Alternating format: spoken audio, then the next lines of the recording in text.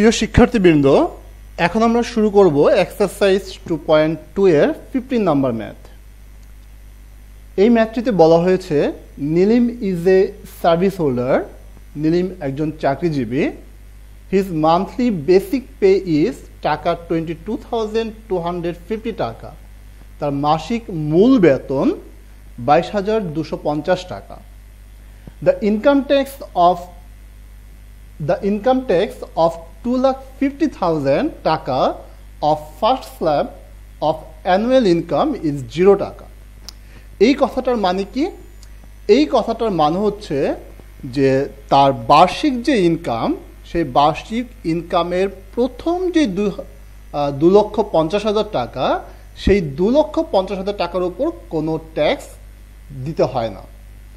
The rate of income tax of next annual income slab is টাকা 10। অর্থাৎ পরবর্তী যে টাকাটা, তার মানে বার্ষিক তার যে ইনকাম, সেই ইনকামের 2,50,000 টাকার পরে যে ইনকামটা হয়, সেই টাকার উপর বার্ষিক 10 টাকা হারে কর ধার্য করা হয়। হাউ মেনি টাকা does he has to pay as tax? তাকে টোটাল কত টাকা ট্যাক্স পে করতে হবে। এখন আমরা শুরুতেই তার বার্ষিক ইনকাম কত টাকা সেটা বের করব। আমরা লিখব we know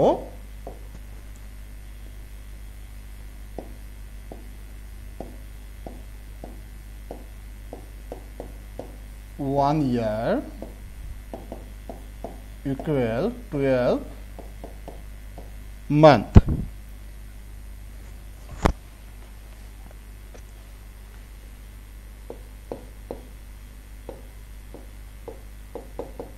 The basic pay of Nilim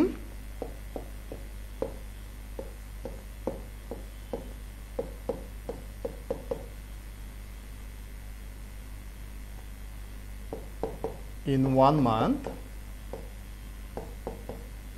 নীলিমের এক মাসে বেসিক পে হচ্ছে 22,250 টাকা।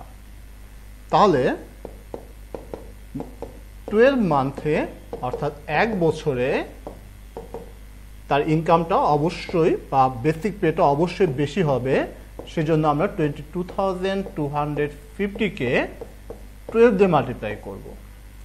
আমরা যদি ক্যালকুলেটরে এটা মাল্টিপ্লাই করি, তাহলে খেয়াল করবে সেখানে আসবে 2,67,000 টাকা। এখন খেয়াল করো, তার ইয়ারলি পে হচ্ছে বা ইয়ারলি স্যালারি হচ্ছে 2,67,000 টাকা। কিন্তু এর মধ্যে প্রথম যে 2,50,000 টাকা, এই টাকার কিন্তু কোনো ট্যাক্স তাকে দিতে হয় না। তার মানে আমরা এই 2,67,000 টাকা থেকে প্রথমেই 2,50,000 টাকা মাইনাস করে নেব। কিন্তু তার আগে আমরা লিখে নিব সিন্স দ্য ইনকাম ট্যাক্স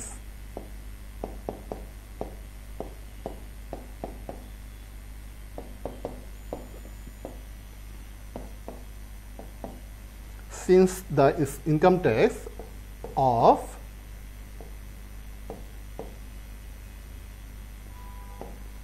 2,50,000 টাকা of first slab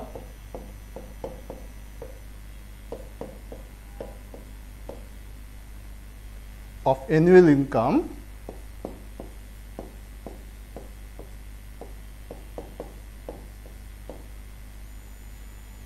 is 0 টাকা। যেহেতু এই 2,50,000 টাকার কোনো ট্যাক্স তাকে দিতে হয় না, সেজন্য আমরা শুরুতেই এই 2,50,000 টাকা সাবট্রাক্ট করে নেব।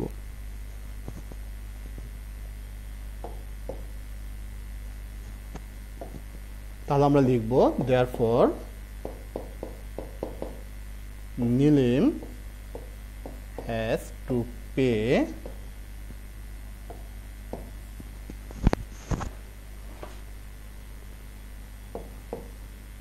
tax at টাকা। এখন আমরা সেই 2,67,000 থেকে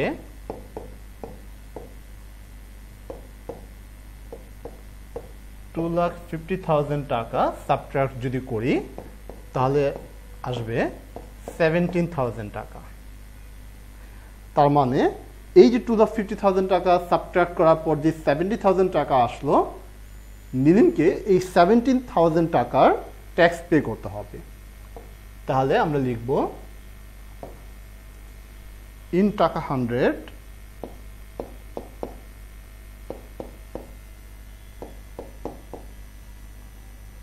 income tax is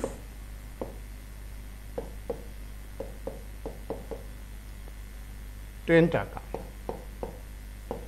অর্থাৎ আমাদের কোশ্চেনে ছিল যে এই অতিরিক্ত যে টাকা 2,50,000 টাকার অতিরিক্ত যে টাকা, সেই টাকার উপর 10 টাকা হারে তাকে ইনকাম ট্যাক্স দিতে হয়।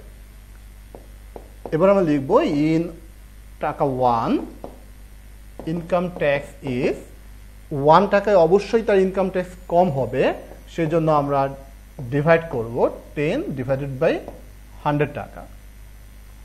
তাহলে তাকে টোটাল পে করতে হবে 17,000 টাকার উপর tax.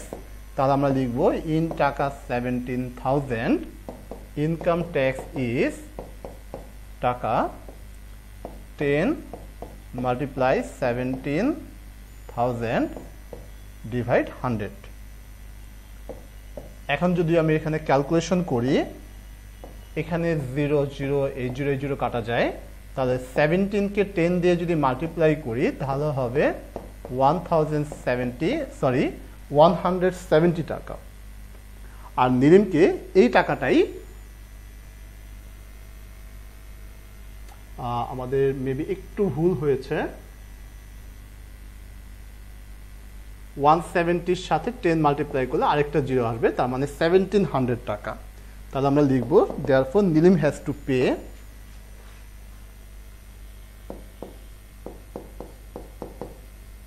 Nilim has to pay টাকা 1700 as tax. Answer.